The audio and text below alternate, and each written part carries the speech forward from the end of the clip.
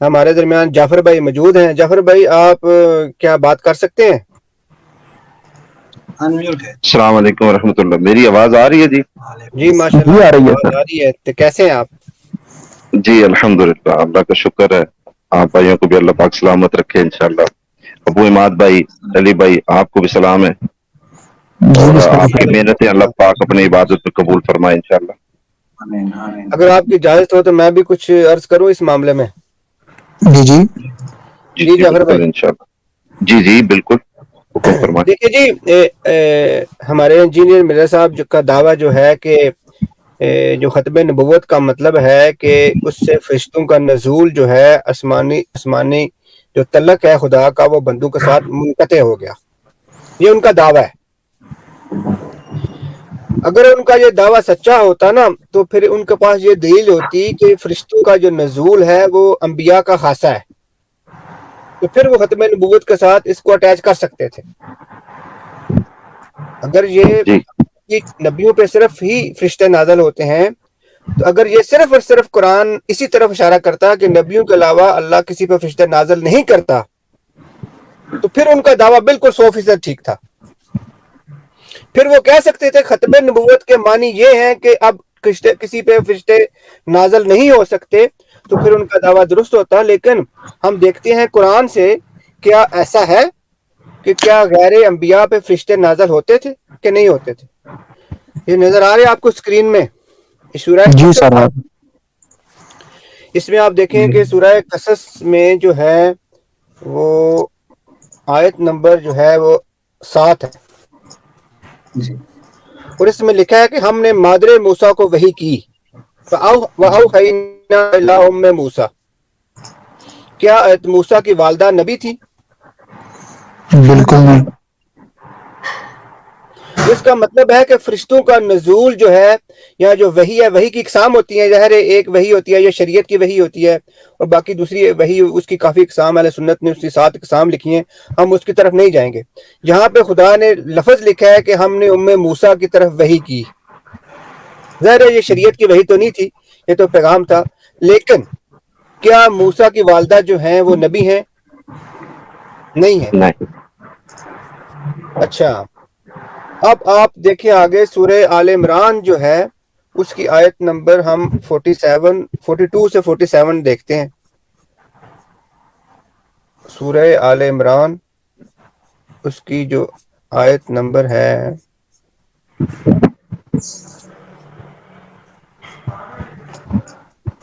یہ سورہ قصص ہو گیا.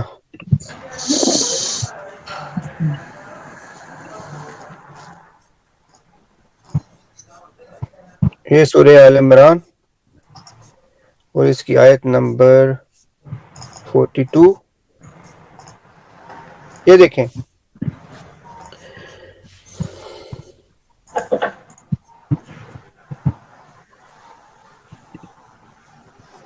اس میں آپ چیک کریں تو اب اللہ سبحانہ وتعالیٰ جو ہے وہ کہہ رہا ہے کہ جب فرشتوں نے مریم سے کہا کہ مریم خدا نے تم کو برگزیدہ کیا ہے. اب فرشتوں نے بی بی مریم سے بھی کلام کیا، تو بی بی مریم بھی نبی نہیں ہے. تو اس کا مطلب یہ ہو گیا کہ فرشتوں کا جو نزول ہے وہ انبیاء کا خاصہ نہیں ہے. تو لفظ ختم نبوت آیا ہے تو مرزا صاحب نے جو تعریف ختم نبوت کی ہے نا وہ خود ساختہ کیا ہے کہ فرشتوں کا جو آسمان سے تعلق ہے لوگوں کے ساتھ وہ منقطع ہو گیا. یہ تو ان کی خود ساختہ تعریف ہے. ختم نبوت کا مطلب ہے کہ رسول خدا صلی اللہ علیہ وآلہ وسلم جو ہیں وہ آخری نبی ہیں، ان کے بعد نبوت کا دروازہ بند ہو گیا ہے. اس کا مطلب یہ نہیں ہے کہ ان کے بعد عصمت کا دروازہ بند ہو گیا ہے، ان کے بعد فرشتوں کا نزول بند ہو گیا ہے، اس کے پاس اللہ کا کوئی نمائندہ نہیں ہوگا. اس کے پاس جو اللہ نے منصب قرآن میں گنوائے ہیں، خلافت، امامت، نبوت اور رسالت، اس میں سے خلافت بھی بند ہوگی ہے، امامت بھی بند ہوگی ہے. یہ ان کا خود سے قیاس ہے، اس کے پاس ان کی کوئی دلیل نہیں ہے. اب ہم دیکھتے ہیں کہ اہل سنت کی کتاب سے یعنی کہ صحیح مسلم سے کیا خدا کے رسول صلی اللہ علیہ وآلہ وسلم کی ختم نبوت کے بعد کیا کسی پہ وحی نازل ہوگی کہ نہیں ہوگی؟ ہم دیکھتے ہیں، یہ ہمارے پاس ہے مکتبہ شاملہ.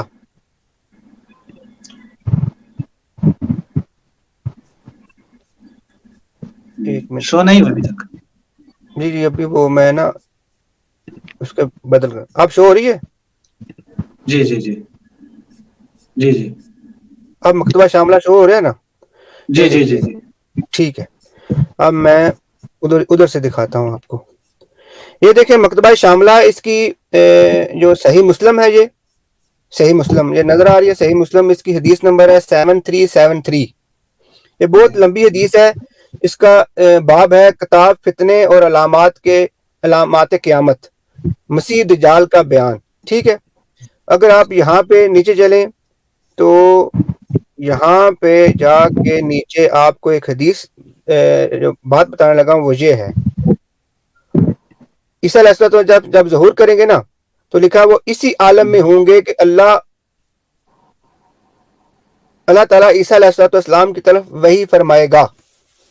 صحیح صحیح بہترین. یعنی کہ میرے صاحب نے کہا کہ اب جو بندہ عقیدہ رکھے گا کہ اللہ کی طرف سے کوئی آسمانی پیغام آئے گا یا کوئی ڈیوائن اس طرح کا تعلق ہوگا کسی بندے کا، تو عیسیٰ علیہ السلام پہ وحی تو دوبارہ آ رہی ہے. تو اہل سنت کا جو مکمل عقیدہ تھا کہ اب وحی نہیں آئے گی، اب کوئی فرشتوں کا نزول نہیں ہوگا، وہ تو یہاں پہ ہو گیا بالکل باطل. صحیح مسلم کی حدیث کے حساب سے کہ عیسیٰ علیہ السلام پہ اللہ وحی کرے گا. ختم نبوت کا جو انہوں نے من گڑت جو انہوں نے تعریف کی تھی تو وہ تو باطل ہوگی یہاں سے. یہ مات بھائی جی آپ اس پہ کچھ کلام کریں گے؟ جی یہ آپ نے بہت زبردست حوالہ دیا، خصوصاً یہ صحیح مسلم کا جو حوالہ ہے یہ تو واقعاً ایک نیا حوالہ ہے. اور یہ لوگ عموماً کہتے ہیں کہ حضرت عیسیٰ امتی بن کر آئیں گے. ٹھیک ہے امتی بن کر آئیں گے، لیکن پھر بھی آپ کی اپنی صحیح مسلم جیسی کتاب سے ثابت ہے کہ ان کے اوپر وہی ہو. آپ اگر میرا جو ڈیسک ٹاپ ہے یہ آپ شو کریں تو میں بھی کچھ حوالے رکھتا ہوں خود رسول اللہ یہ کے ابھی میں زبان صرف میں. اس کے بارے میں پوچھ رہا تھا کہ جعفر بھائی بھی اس بارے میں کچھ کہنا چاہے تو میں نے ایک دو چیزیں اور بھی ہیں، پھر میں آپ کو پھر آپ کے حوالے کرتا ہوں. اچھا بسم جی اللہ. جعفر بھائی آپ اس بارے جی میں کچھ جی کہنا چاہیں؟ جی شاہ صاحب، اگر آپ کی بات ختم ہو گئی ہے تو میں پھر کرتا ہوں، ورنہ آپ بے شک بات ختم کر لیں. میں صرف 2-4 نہیں منٹ ہی. ہاں اس حدیث کے بارے میں آپ 2-4 منٹ بات کریں تو پھر میں آگے سے بات کروں گا نا. جی جی بالکل ایسے ہی ہے جیسے کہ آپ نے حدیث دکھا دی ہے کہ وہ ایک امتی ہیں. جب عیسیٰ علیہ السلام کا اب نزول ہوگا تو امتی کی حیثیت سے آئیں گے، اور ظاہر نئی شریعت ان پر نہیں آئے گی کیونکہ یہ شریعت ایسی ہے کہ جو کہ اب قابل تنسیخ نہیں ہے. تو پھر بھی اللہ تعالیٰ کو ان سے رابطہ ہے. کیوں رابطہ رہے گا؟ وہ وحی کے ذریعے، کیونکہ وہ ہادی ہیں. اور لطف کی بات یہ ہے کہ امام آخر الزمان علیہ السلام جن کے پیچھے عیسیٰ علیہ السلام کھڑے ہو کر نماز پڑھیں گے، ان کو نبی خاتم صلی اللہ علیہ وسلم نے جب ان کا تعارف کروایا تو فرمایا خلیفۃ اللہ المہدی. یہ جی سنن ابن ماجہ میں حدیث ہے اور یہ صحیح سند کی حدیث ہے اور مستدرک میں بھی ہے.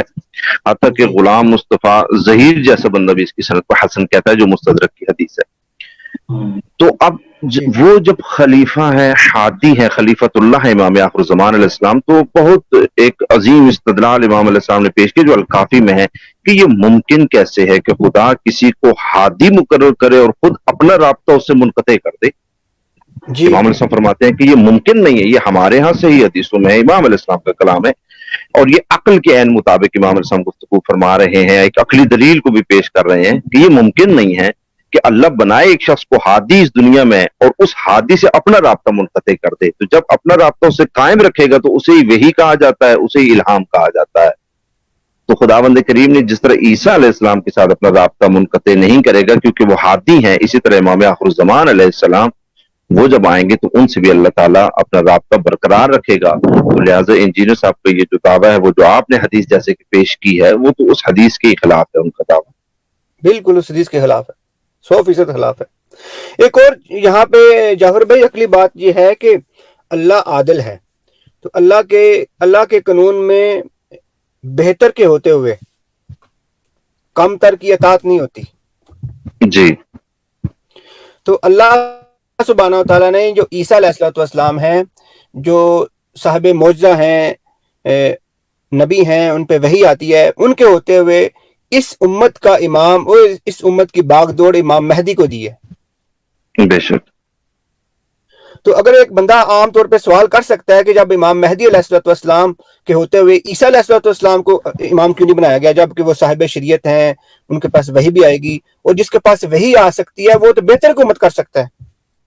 جی بے شک. تو یہ ان کا جو دعویٰ ہے کہ مثلا عیسیٰ علیہ السلام تو وحی آ رہی ہے، امام مہدی علیہ السلام کو اللہ یعنی کہ بغیر تعلق کے چھوڑ رہا ہے، تو یہ عجیب سا دعویٰ بن جائے گا. جی ایسے ہی ہے.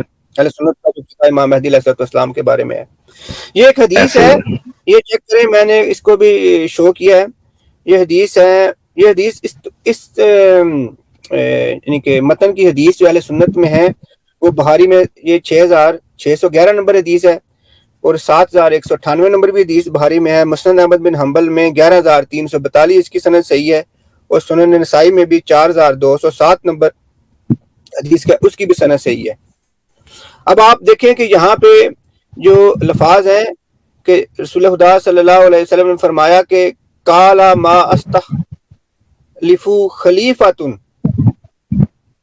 کہ دیکھیں کہ جب اللہ سبحانہ وتعالیٰ کسی خلیفہ کو یعنی کہ نصب کرتا ہے تو اس کے ساتھ یہاں پہ کیا کرتا ہے کہ ان کے ساتھ مشیر بھیجتا ہے، یعنی کہ ان کے ساتھ جب خلیفہ اور نبی کسی کو وہ کرتے ہیں، یہاں پہ انہوں نے حاکم لکھ دیا ہے، چلیں تو اس کے ساتھ صلاح کار اور مشیر دو طرح کے ہوتے ہیں، یعنی کہ اللہ ان کے ساتھ خود مشیر بھیج رہا ہے. وہ مشیر کون سے بھیجتا ہے ان کے ساتھ؟ کوئی کیا وہ کوئی انسان ہوتے ہیں؟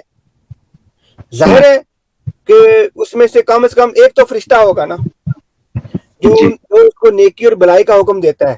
یعنی کہ اللہ کا جو تعلق خلیفہ کے ساتھ بھی ہے اور نبی کے ساتھ بھی ہے، یہ بخاری کی اس حدیث سے ثابت ہے. اور یہاں پہ لفاظ بھی بڑے زبردست ہے، وہ معصوم وہ ہے جسے اللہ محفوظ رکھے. دیکھیں خلیفہ اور نبی کا ذکر جو اللہ نے یہاں پہ اکٹھا کیا، تو اس کا مطلب ہے کہ جو لفظ معصوم بھی بنایا ہے وہ فرشتے کا ذکر بھی کیا، تو اس کا مطلب ہے کہ خلیفہ اور نبی جب معصوم ہوتا ہے تو خلیفہ بھی معصوم ہوگا، ورنہ خلیفہ کو نبی کے ساتھ منانے کا تک نہیں بنتا اللہ کے رسول کا. جی. اور یہاں پہ فرشتے کا تعلق بھی یعنی کہ تعلق بھی اس کے ساتھ بحال رہے گا، فرشتے کے ساتھ، نبی کے ساتھ بھی اور خلیفہ کے ساتھ بھی. اور مرزا صاحب کہتے ہیں کہ کوئی ڈیوائن قسم کا تعلق اللہ کا نہیں ہوگا. یہ مرزا صاحب خود ساختہ باتیں ہیں، یہ اہل بیت کے فضائل کو منکر بن رہے ہیں بس، اور کوئی ان کا مقصد نہیں ہے. جی وہ تو نص ہے. جی میں آپ کو یہاں پہ ایک بات ایڈ کرتا جاؤں. خلیفۃ اللہ المہدی، تو خلیفۃ اللہ جو ہوتا ہے وہ ڈیوائن ہوتا ہے نا، اللہ کا خلیفہ وہ ڈیوائن ہوتا ہے نا. اللہ کا خلیفہ انسان تو نہیں بنائے گا. انسان کو کیا معلوم کہ اللہ کس کو اپنا نائب پسند کرتا ہے، کس یعنی خلافت یعنی نمائندگی، اس کو یعنی اس کا نائب بنے گا نا، اس کے پیغام کو آگے لے کر چلے گا. تو جب وہ خلیفۃ اللہ ہیں تو اللہ کے جب نائب ہیں تو وہ پھر اللہ ہی مقرر کرے گا. بندے کو کیا معلوم کہ اللہ کس سے راضی ہے اور کس سے ناراض ہے. وہ تو ڈیوائن رشتہ، وہ تو نص ہے. سنن ابن ماجہ میں یہ حدیث ہے، صحیح حدیث ہے. یہ بخاری میں 2 جگہ ہے، مسند میں نے گنوایا، سنن ابن ماجہ میں ہے، اور ہر جگہ پہ اس کی سند بالکل جو ہے وہ بالکل صحیح ہے. ٹھیک ہے. اب ہم دیکھتے ہیں کہ شیعہ کتب میں جو فرشتوں کے نزول کے بارے میں ہمارے ہاں تو پورے باب باندھے گئے ہیں نا. اس میں یہ ہماری کتاب ہے بصائر الدرجات. ٹھیک ہے. یہ بصائر الدرجات جو کتاب ہے، اس کے جو لکھنے والے ہیں حسن بن فروغ الصفار، ان کے متوفہ ہے 290 ہجری کا. ٹھیک ہے. اس میں یہ حدیث ہے ائمہ معدن علم شجر نبوت حکمت کی کنجیاں نزول رسالت کی جگہ فرشتوں کی اماجگاہ ہے. یہ انہوں نے پورا باب باندھا ہے اس پہ، اور اس پہ کافی ساری حدیثیں لے کے آئے ہیں. یہ حدیثیں کافی میں بھی ہیں، لیکن کافی کو بھی دکھاؤں گا.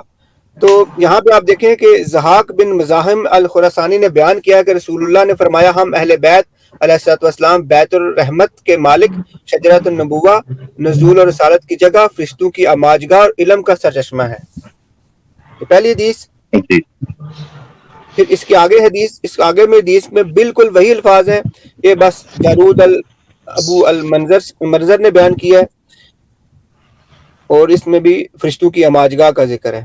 اس کے آگے آپ دیکھیں گے اس میں بھی فرشتوں کے اترنے کا مقام اور اللہ کے ہمراز ہے. ٹھیک ہے. یہاں پہ آپ دیکھیں گے کہ حسمہ نے امام ابو جعفر علیہ السلام سے بیان کیا کہ آپ نے فرمایا ہم شجرہ نبوت رحمت کا گھر، حکمت کی کنجیاں، علم کے کان، رسالت کی جگہ، فرشتوں کے اترنے کا مقام اور اللہ کے ہمراز ہیں۔ ہم اللہ کے بندوں میں سے اس کی عطا ہیں، ہم اللہ کا حرم اکبر اور اس کا عہد ہیں۔ جس نے ہمارا ذمہ نبھایا اس نے اللہ کا ذمہ نبھایا، اور جس نے ہمارا عہد پورا کیا اس نے اللہ کا عہد پورا کیا، اور جس نے ہمارا ذمہ اور عہد توڑا اس نے اللہ کا عہد اور ذمہ اور عہد توڑا۔ ٹھیک ہے، یہ بھی یہاں پہ دیکھیں، آپ دیکھیں مختلف الملائکہ، یہاں پہ الفاظ ہے کہ فرشتوں کی ماجگاہ ہیں، یہ بھی حدیث آئی، یہ 4 حدیثیں ہوگی، یہ 5ویں حدیث میں بھی یہی الفاظ ہیں، اور یہ اس کا اردو ترجمہ، اور اس میں آگے دیکھیں 7ویں حدیث میں بھی یہی الفاظ ہیں، 8ویں حدیث میں بھی آپ دیکھیں گے کہ کیا انہوں نے اپنے امام جعفر صلی اللہ علیہ وسلم، انہوں نے اپنے والد محترم علیہ السلام سے بیان کیا کہ رسول اللہ نے فرمایا ہم اہل بیت شجرہ نبوت، جائر سعادت ماجگاہ، ملائکہ اور رحمت کا گھر اور علم کی کان ہے۔ تو یہ 9ویں حدیث میں بھی دیکھیں، یہ 9ویں حدیث ہے، اس میں بھی یہ بالکل یہی الفاظ ہیں۔ اور یہ حدیث دیکھیں آپ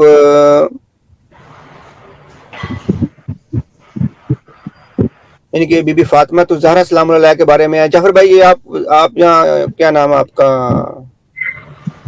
ابو حماد بھائی، یہ آپ پڑھ لیں، عربی ہے تو یہ آپ کا معاملہ ہے۔ جی نہیں، مولد الزہرا سلام اللہ علیہ۔ جی اچھا، اس میں جو روایت ہے آپ دیکھیں، یہاں پہ ہے کہ حضرت خدا کے بعد حضرت فاطمہ الزہرا بہت ہی یعنی غمگین تھی، حزن میں تھی، غم کی حالت میں تھی۔ وکان یاتیھا جبرائیل، حضرت جبرائیل علیہ السلام حضرت فاطمہ سلام اللہ علیہ کے پاس آتے تھے اور ان کی تسلی کے لیے، تاکہ ان کے والد کے جو غم ہیں، وہ مصائب ہیں، اس میں جو ہے ہم اردو میں کہیں تو اس میں شریک ہو جائے، ان کا غم جو ہے نا اس کو تسلی دے۔ وَيُخْبِرُهَا عَنْ أَبِيهَا، اور ان کے والد کے بارے میں ان کو خبر دیں، اور ان کے والد کے مکان، وَيُخْبِرُهَا بِمَا يَكُونُ بَعْدَهَا فِي ذُرِّيَّتِهَا، اور ان کے بعد حضرت زہرا کے بعد ان کی ذریت کے ساتھ جو کچھ ہوگا ان کے بارے میں خبر دیں۔ وَكَانَ عَلِيٌّ عَلَيْهِ السَّلَامُ يَكْتُبُ ذَلِكَ، اور علی علیہ السلام وہ تمام باتیں کہ جو حضرت جبرائیل علیہ السلام آتے تھے حضرت زہرا کو سناتے تھے، وہ باتیں حضرت علی لکھتے تھے۔ تو یہ روایت بھی کہہ رہے ہیں سند صحیح ہے، جس کی سند بالکل صحیح ہے۔ یہ روایت ہم نے لی ہے اصول کافی سے، ٹھیک ہے، اس کی جو جہاں باقر مسیح نے شرح کی ہے، اور یا دوسرے عبد الحسین شیخ عبداللہ مظفر نے بھی اس کی شرح کی ہے، دونوں نے ایک جیسی شرح کی ہے، ٹھیک ہے۔ اب ہم قرآن کی کچھ آیات پیش کریں گے، ابو حماد بھائی بے شک آپ ہی پیش کر لیں ان کو، ٹھیک ہے۔ اور جہاں پہ قرآن میں ایک آیت ہے نا، سورہ کیا نام اس کا، سورہ فصلت، اس کی آیت نمبر 24 اور 25، ٹھیک ہے۔ اب قرآن ثابت کرتا ہے، قرآن کی آیت تو بہت واضح ہے نا کہ ان الذین قالوا ربنا اللہ ثم استقاموا تنزل علیہم الملائکہ، کہ وہ لوگ جو کہتے ہیں کہ اللہ ہمارا رب ہے، پھر اس پہ استقامت دکھاتے ہیں، اللہ ان پہ فرشتے نازل کرتا ہے۔ تو اللہ تخافوا ولا تحزنوا، کہ نہ تم خوف کرو نہ تم کوئی حزن کرو، وابشروا بالجنتی، اور تمہیں بشارت ہے جنت التی کنتم توعدون، جو ہم جنت کی بشارت دیتے ہیں ہم تمہیں۔ اب جو اگلی آیت ہے نا نمبر 30، ابو حماد بھائی یہاں پہ اہل سنت نے کوشش کی ہے کہ لوگ کہہ سکتے ہیں کہ یہ جو وہ فرشتے ہیں جو موت کے فرشتے ہوتے ہیں، تو ہم یہاں پہ جواب دیں گے کہ موت کے فرشتے تو کافر اور مسلمان، منافق، فاسق سب کی جان لینے آتے ہیں، سب کے پاس آتے ہیں۔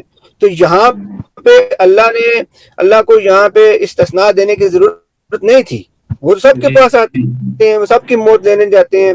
لیکن جو اگلی آیت کا حصہ ہے نا، وہ مزید اس چیز کو وضاحت کر دیتا ہے کہ نحن اولیاءکم فی الحیات الدنیا و فی الآخرہ، کہ ہم تمہارے اس دنیا میں بھی ساتھی ہیں اور آخرت کے بھی ساتھی ہیں، تمہارے ساتھی۔ ان کے مطلب ہے کہ فرشتوں کا نزول جو ہے وہ مسلمین پہ، یہاں نبیوں کا ذکر نہیں ہے، یہاں پہ اللہ لوگوں کا ذکر کر رہا ہے، عام عوام کا ذکر کر رہا ہے۔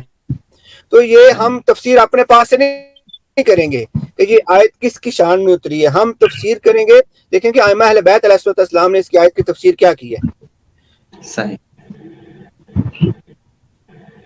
یہ آپ ابو مات بھائی آپ پڑھنا شروع کر لیں۔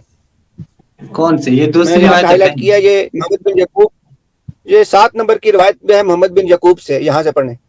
جی جی، یہ محمد بن یعقوب شیخ کلینی رحمۃ اللہ علیہ، حسین ابن ہاں جی محمد، جی معلہ بن محمد، محمد ابن جمہور، پھر یہ روایت نقل کی محمد ابن مسلم سے جو امام جعفر صادق کے صحابی ہیں۔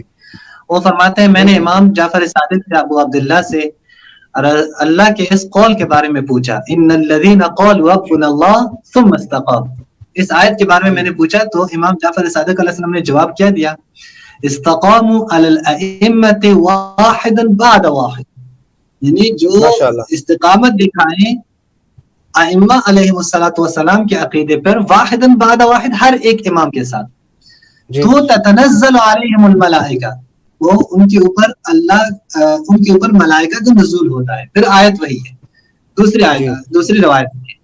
یہ محمد بن حسن الصفار جن کی وہی بصائر و درجات جسے آپ نے بصائر و درجات کی کتاب سے، جی جی جی جی، یہ انہی کے مصنف ہیں۔ وہ یہ روایت ہے حمران بن عیون، وہ کہتے ہیں کہ میں امام ابی جعفر یعنی محمد باقر علیہ السلام کے پاس گیا، میں نے کہا جعلت فداک، میں قربان ہو جاؤں آپ پر، ہمیں یہ خبر پہنچتی ہے کہ ان الملائکہ تنزل علیکم، کہ تمہارے اوپر ملائکہ نازل ہوتے ہیں۔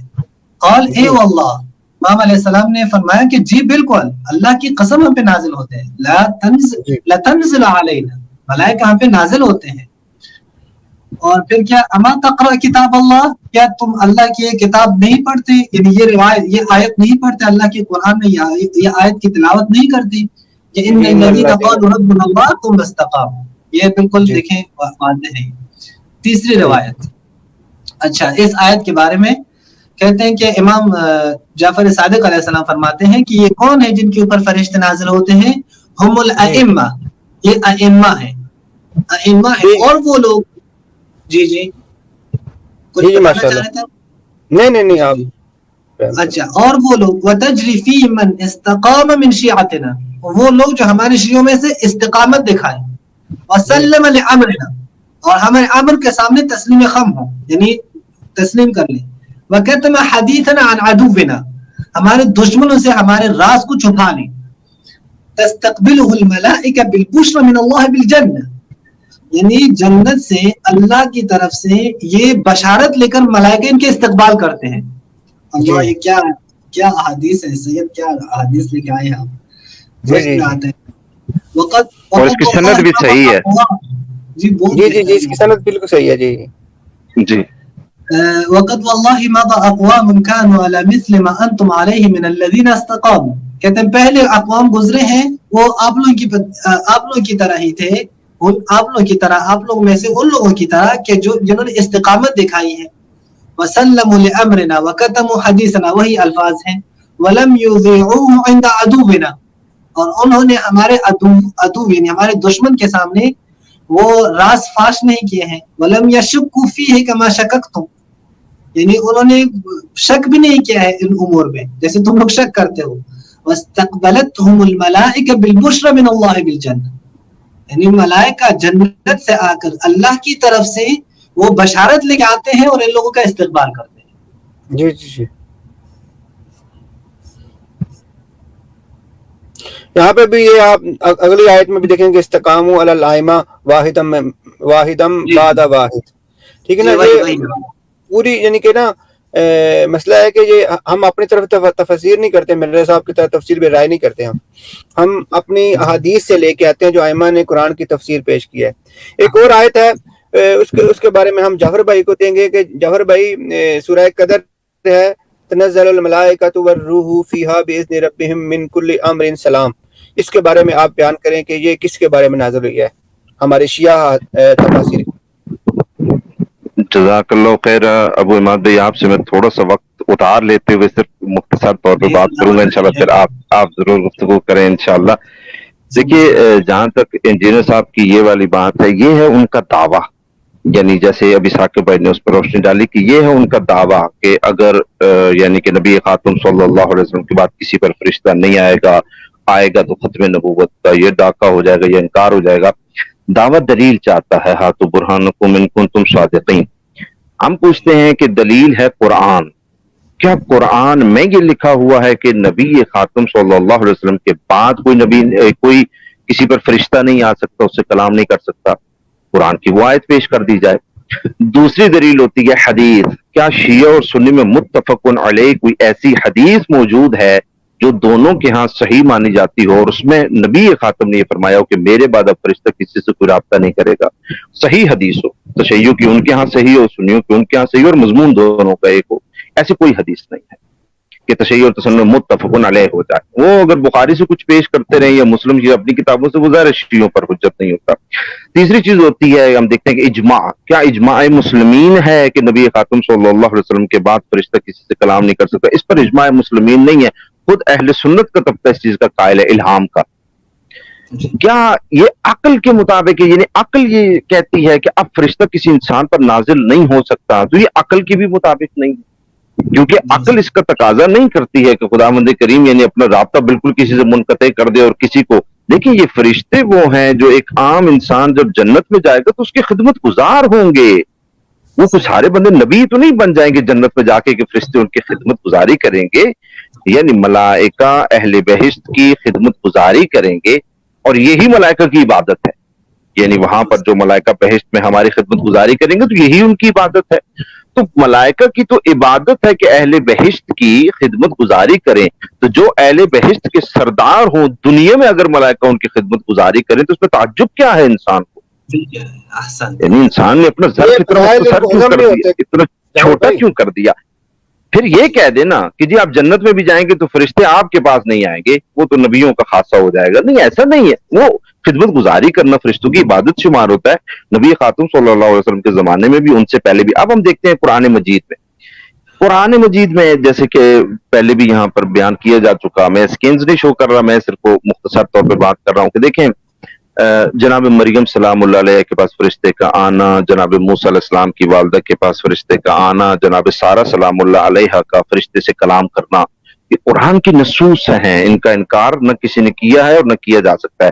سورہ بقرہ ہے, میں اس میں ایک آیت ہے, آیت نمبر 102, جونا گڑی صاحب کا ترجمہ ہے. چونکہ یہ اہل حدیث سے تعلق رکھتے ہیں تو کوئی یہ نہ کہہ دے کہ بھائی یہ ترجمہ انہوں نے جو پیش کیا وہ اس نے ترجمہ غلط کیا تھا, اس لیے جونا گڑی صاحب کا میں نے حوالہ دیا. یہ ترجمہ فرماتے ہیں آیت نمبر 102 کا کہ اور اس چیز کے پیچھے لگ گئے جسے شیاطین سلمان علیہ السلام کی حکومت میں پڑھتے تھے. سلمان علیہ السلام نے تو یہ کفر نہ کیا تھا بلکہ یہ کفر شیطانوں کا تھا. وہ لوگوں کو جادو سکھایا کرتے تھے, اور بابل میں ہاروت اور ماروت دو فرشتوں پر جو اتارا گیا تھا وہ دونوں بھی کسی شخص کو اس وقت تک نہیں سکھاتے تھے جب تک یہ نہ کہہ دیں کہ ہم تو ایک آزمائش ہیں تو کفر نہ کر. تو سر یہ دو فرشتے تو لوگوں کو تعلیم دیتے رہے ہیں دنیا میں آ کے, آپ کہتے ہیں کہ فرشتہ کسی پہ نازل ہو جائے تو یہ نبوت کا خاصہ ہوتا ہے. تو یہ سارے لوگ نبی تھے جن کے پاس ہاروت ماروت آتے تھے. تو قرآن ہے, یہ سورہ بقرہ ہے, آیت نمبر 102 ہے. اس کے علاوہ ہم قرآن مجید میں پڑھتے ہیں تو یہ سورہ بقرہ ہی ہے. سورہ بقرہ میں آیت نمبر 247 اور 48 ہے, جہاں حضرت طالوت علیہ السلام کا یعنی واقعہ نقل ہوا ہے کہ وہ جب لوگوں نے کہا کہ آپ ایسا کریں. اس میں اللہ تعالیٰ کیا فرماتا ہے؟ اللہ تعالیٰ فرماتا ہے آیت نمبر 248 میں, آیت نمبر کون سی میں شو کر دیتا ہوں, آیت نمبر کون سی ہے جو اب جو پہلے آپ کو بتائی تھی, جو پہلے بتائی تھی جو اب بتا رہا ہوں 102, پہلے جو بتائی تھی 102 ہے, ہاروت اور ماروت والی 102. ہاں وہ میں نے شو کر دی. آپ دوسری کون سی ہے؟ سورہ بقرہ کی. اب جو ہے یہ ہے سورہ بقرہ کی آیت نمبر 248. جی میں شو کر دیتا ہوں تاکہ وہاں ہم سب دیکھ لینا. ترجمہ ہے مدودی صاحب کا. ٹھیک ہے جی, 248.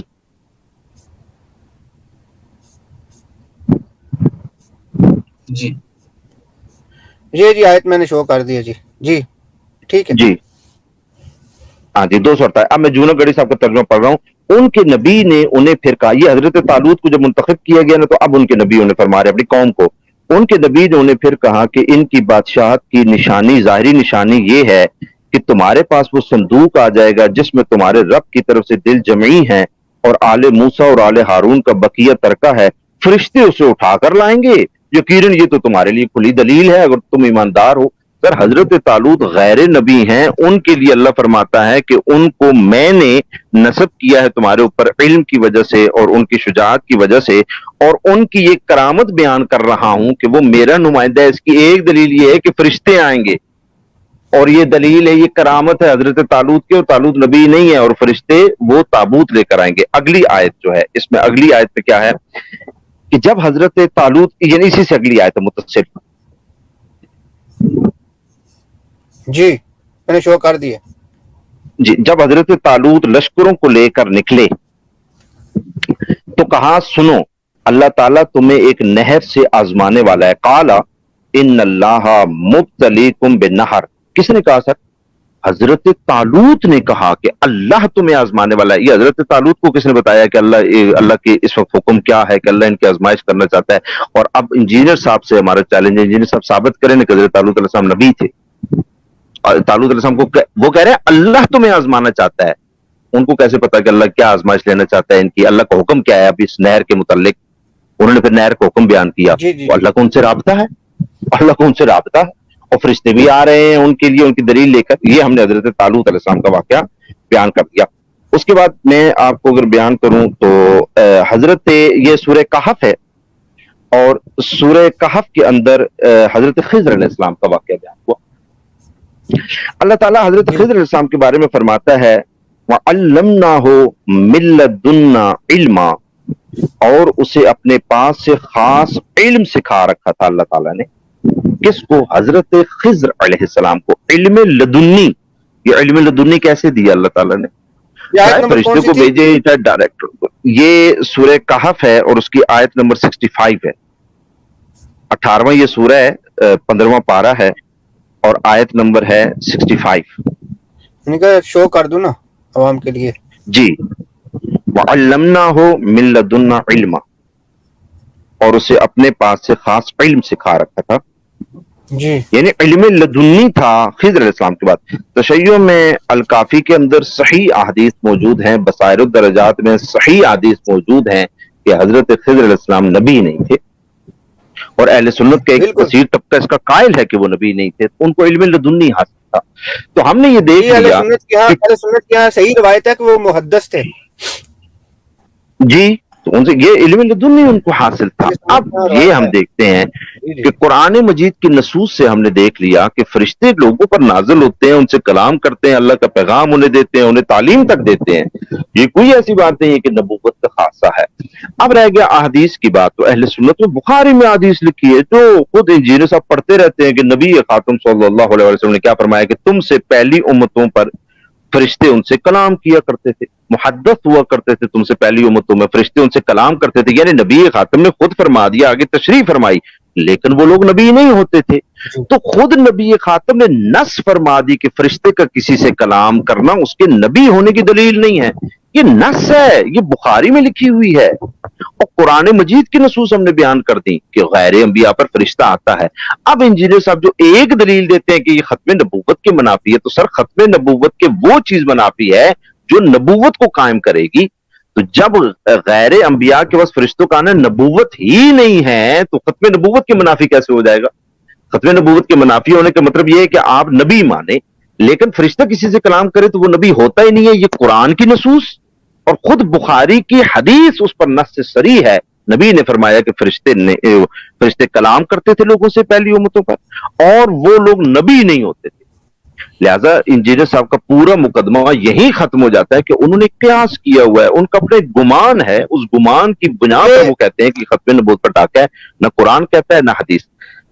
اب جیسے آپ نے ایک آیت دکھائی ثم استقاموا والی، اور اس پر آپ نے شیعہ تفسیر بھی دکھا دی۔ اب ہم تشیع ہیں، انجینئر صاحب جو چیز تشیع کتب سے پیش کرتے ہیں وہ کہتے ہیں فلاں چیز حرام ہو گئی ہے، فلاں چیز شرک ہو گئی ہے، فلاں چیز کفر ہو گئی ہے۔ میں نے دلیلیں دے دی ہیں، ان سے پوچھا جائے بھائی کہاں لکھا ہے؟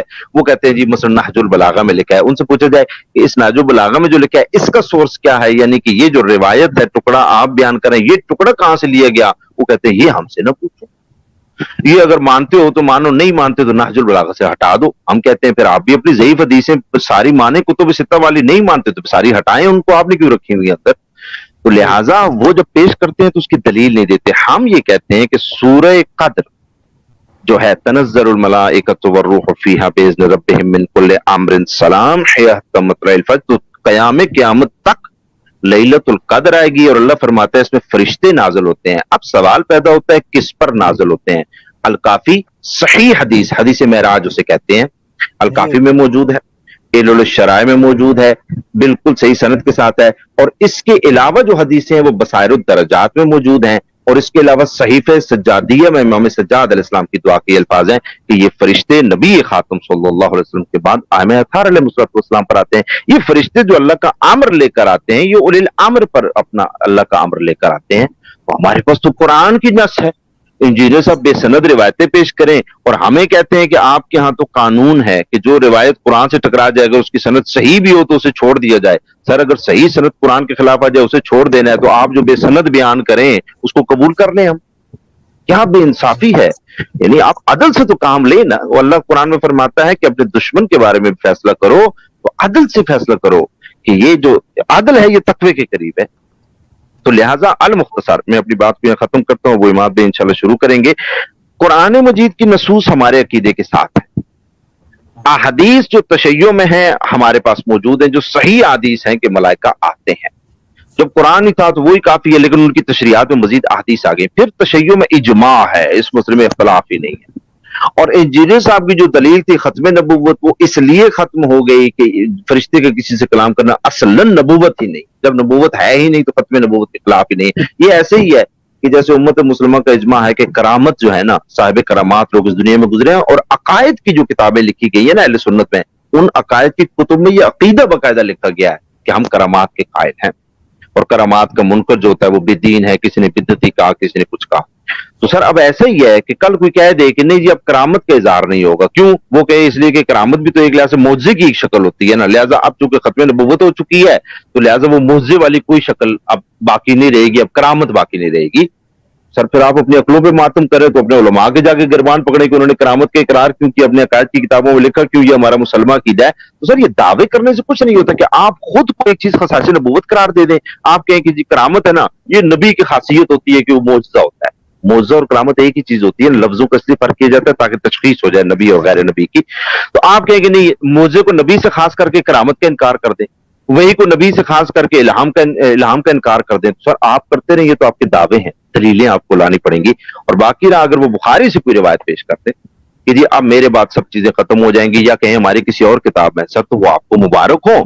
आप अपने जो अहले सुन्नत में जो लोग कायल हैं इल्हाम के और कशफ के, आप उनको वो दलीलें मनवाएं, क्योंकि वो बुखारी मुस्लिम को मानते हैं ना। अगर वो भी आपकी दलीलों से कायल नहीं होते तो सर खौफ खुदा करें कि आप तशय्यो के सामने उन किताबों को लेकर आते हैं और तशय्यो के सामने वो आप चीजें रखकर बयान कर रहे होते हैं। तो लिहाजा हमारा जो अकीदा है अल्हम्दुलिल्लाह कुरान से साबित, आइम मासूमीन अलैहिस्सलातु वस्सलाम की अहदीस से साबित, हमारे इजमा से साबित। और आइम अलैहिस्सलातु वस्सलाम ने तो अकली दलील इस पर कायम की। इमाम ने फरमाया ये मुमकिन नहीं है तो खुदावंद करीम किसी को हादी बना दे और अपना राब्ता उससे मुनक़ते कर दे, ज़ाहिर है अपना राब्ता उससे मुनक़ते नहीं करेगा। और माजरत में आखिरी बात करूंगा, वो जैसे आपने दलील दी थी शाह साहब वो कि ईसा अलैहिस्सलाम जो आएंगे इमाम आखिरुज़्ज़मान अलैहिस्सलाम के पीछे वो नमाज अदा करेंगे। तो आप देख लें कि जब नबी खातम सल्लल्लाहु अलैहि वसल्लम के फजाइल बयान किए जाते हैं तो उन फजाइल में से एक फजीलत उनकी तमाम अंबिया पर जो बयान की जाती है वो ये की जाती है कि मेराज में नबी खातम ने तमाम नबियों की इमामत कराई है। इसका मतलब है कि ये जो इमामत का मनसब है जो खुदा की तरफ से हुक्म होता है कि आप इमामत करें, तो इसका मतलब है ये अफजलियत की दलील होती है उन लोगों पर जो आपके पीछे मामूम खड़े होते हैं। तो नबी क्योंकि अल्लाह ने मुकर्रर किया था नबी खातम को, तो इस तरह ईसा अलैहिस्सलाम जो होंगे इमाम आखिरुज़्ज़मान अलैहिस्सलाम के पीछे खड़े होकर बाकायदा नमाज अदा करेंगे। इमाम अलैहिस्सलाम की जो इमामत है वो खलीफतुल्लाह है, तो खलीफतुल्लाह मंसूस भी होता है और खलीफतुल्लाह जो होता है वो खुदा का तरफ नुमाइंदा होता है, तो लिहाजा उसका खुदा से राबता भी रहता है, रहना चाहिए। लिहाजा कुरान हदीस इजमा और अकल तशय्यो के पास सब दलाइल मौजूद है। इंजीनियर साहब के पास चंद अल्फाज, चंद क़ियासात, चंद ख्यालात, तकफीरी सोच, तासुबात, जहालत और अपने बांगे दोहल वो जो दावे करते हैं उनके सिवा उनके पास कुछ भी नहीं है। माजरत जो मैंने वक्त लिया तो अब इंशाल्लाह वो इमाद भाई अपनी गुफ्तगू यहाँ से जारी करें इंशाल्लाह।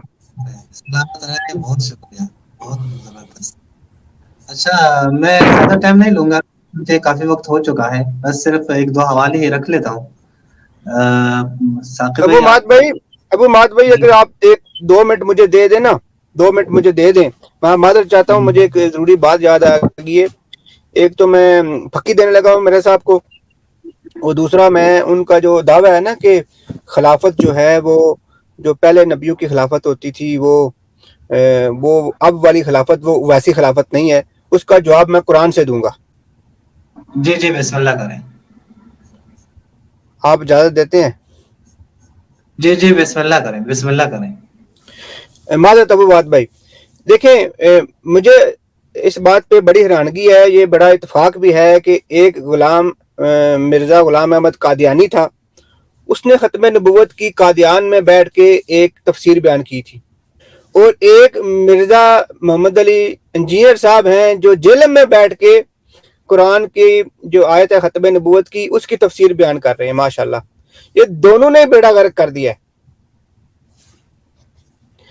اور انہوں نے دعویٰ کیا کیا ہے کہ جو پہلے نبی ہوتے تھے ان کی جو ہوتی تھی نا خلافت، اور جو اب ختم نبوت کے بعد خلافت ہے وہ ایک جیسی نہیں ہے۔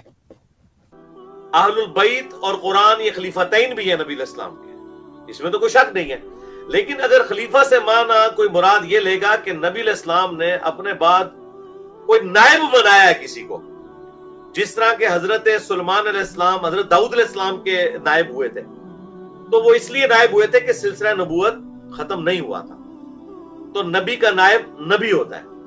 اب چونکہ رسول اللہ کو ختم نبوت ہو چکی ہے، لہٰذا کوئی بھی ایسی چیز وہ ختم نبوت کو ڈاؤٹ فل بنا دے گی اگر آپ یہ کہیں کہ نبی علیہ السلام کا کوئی نائب ہے، کیونکہ نائب ہے نا تو پھر یہ لازمی ہونا چاہیے کہ وہ اللہ تعالیٰ سے ہمیں گائیڈ لائنز لے کے دے، ادروائز اس نائب کا میں نے کیا کرنا ہے؟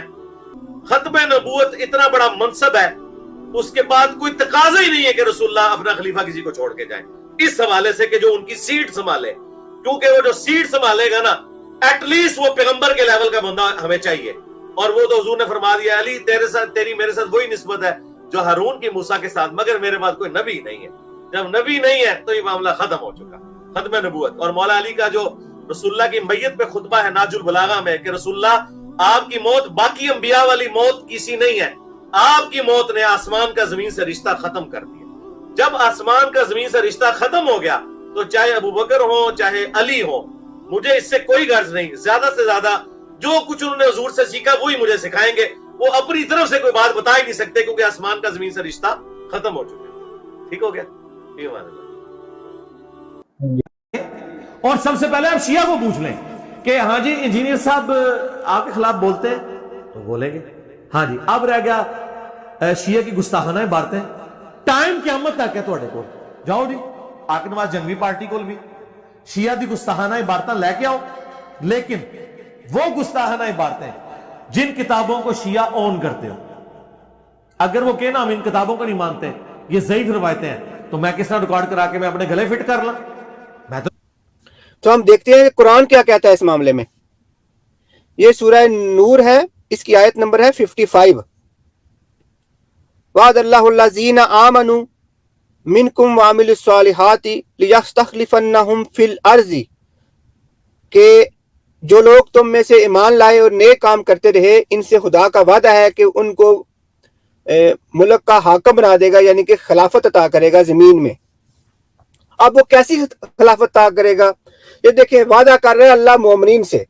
جب اللہ قرآن میں مومنین سے خطاب کرتا ہے نا تو اس کا مطلب ہے کہ یہ غیر نبی ہیں، حالانکہ نبی مومن ہوتا ہے، لیکن قرآن کا اسلوب یہ ہے کہ جب بھی اللہ مومنین سے خطاب کرتا ہے تو وہ غیر نبی ہوتے ہیں۔ اللہ کہہ رہا ہے کہ میں صالحین مومنین سے میرا وعدہ ہے کہ ان کو زمین میں خلافت دوں گا۔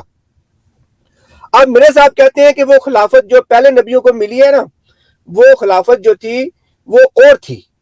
اب جو رسول خدا صلی اللہ علیہ وسلم کے بعد 12 خلفاء ہوں گے تو ان کی خلافت جو ہے وہ اور ہوگی، وہ ویسی خلافت نہیں ہوگی۔ اب قرآن کیا کہتا ہے؟ قرآن کہتا ہے کما استخلف الذین من قبلہم، کہ میں ویسی خلافت دوں گا جیسے میں نے ان سے قبل والوں کو دی تھی۔ تو میرے صاحب قرآن کہتا ہے کہ میں مومنین کو جو خلافت دوں گا وہ ویسی خلافت دوں گا جیسے میں نے ان سے قبل کو خلافت دی تھی. اب آپ قرآن چیک کریں, قرآن میں جو آیا ہے نا, قرآن میں آدم علیہ السلام کی خلافت کا ذکر ہے, قرآن میں حضرت داؤد علیہ السلام کی خلافت کا ذکر ہے, اور قرآن میں حضرت ہارون علیہ السلام کی خلافت کا ذکر ہے. ان 3 نبیوں کو اللہ نے خلیفہ بھی قرار دیا ہے. تو یہ تینوں منصوص من اللہ تھے, یہ تینوں نبی تھے, یہ بات سچ ہے. اب کیونکہ قرآن نے ختم نبوت کر دیا ہے, لیکن باقی جو جتنی بھی صفات ہیں وہ ان خلیفہ میں موجود ہونی چاہیے. وہ منصوص من اللہ ہیں, وہ معصوم ہیں. مولا علی علیہ السلام کے بارے میں جو بخاری میں روایت آئی ہے وہ بھی اسی بات کی تائید کرتی ہے کہ اے علی, تمہیں مجھ سے وہ منزلت حاصل ہے جو ہارون کو موسیٰ علیہ السلام کے ساتھ تھی, لیکن میرے بعد نبی نہ ہوگا. خدا کے رسول نے بھی جو استثناء کی ہے وہ نبوت کی ہے, نہ کہ عصمت کی ہے, نہ ہی معصومیت کی ہے, نہ ہی فرشتوں کے نزول کی ہے. جو صفات ہارون علیہ السلام میں موجود تھیں وہ تمام کی تمام صفات مولا علی میں موجود ہیں سوائے نبوت کے. تو مرزا صاحب آپ نے کہا کہ خلافت جو ہے وہ ویسی نہیں ہے, قرآن کہتا ہے وہ ویسی خلافت ہے. اب آپ کی بات مانی جائے یا خدا کے کلام کی بات مانی جائے.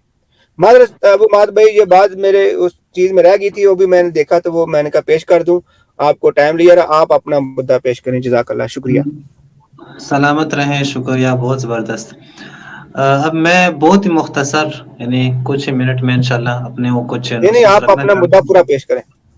تو انشاءاللہ کچھ اہل سنت کتب سے. اچھا پہلے ایک ایسی روایت میں پیش کرتا ہوں, یہ جو قرآن کی آیت ہے نا جو آپ نے پیش کی, الذین قالوا ربنا اللہ ثم استقاموا, ثم استقاموا کا معنی ہی آپ سمجھیں. رسول خدا کی زبانی اہل سنت کی کتب میں وہ بھی صحیح سندوں کے ساتھ.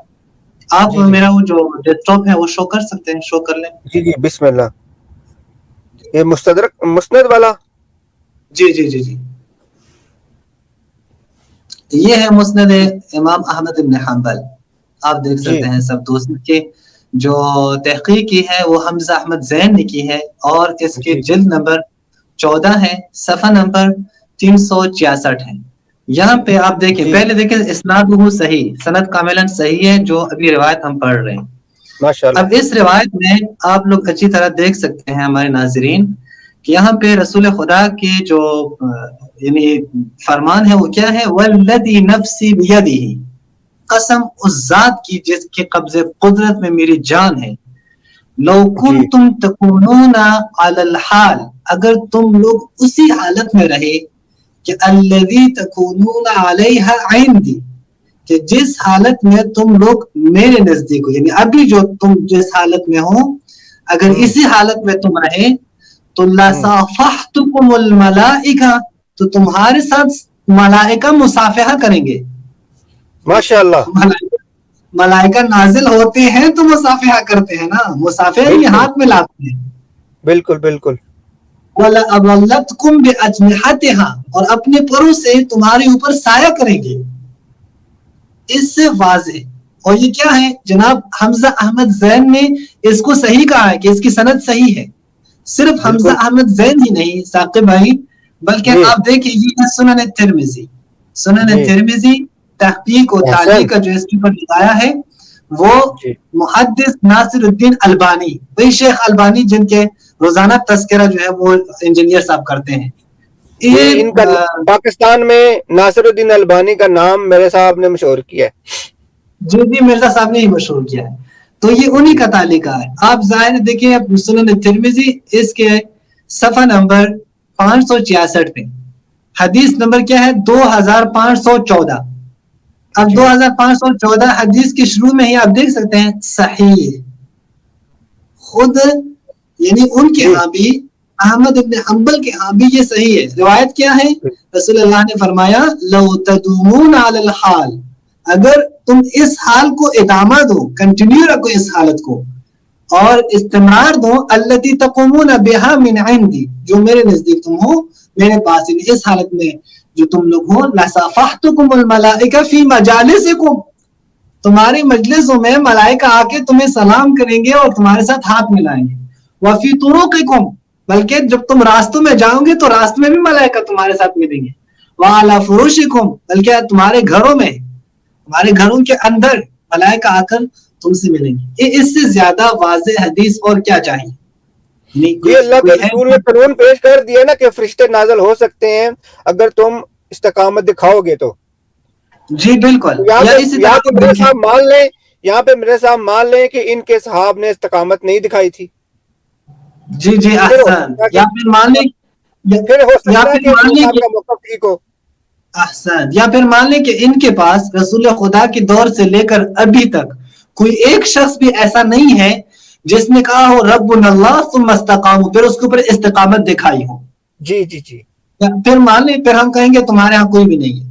ایک دوسرا حوالہ اہل بیت ہے. جی ایک دوسرا حوالہ یہ ہے سنن ابی داؤد.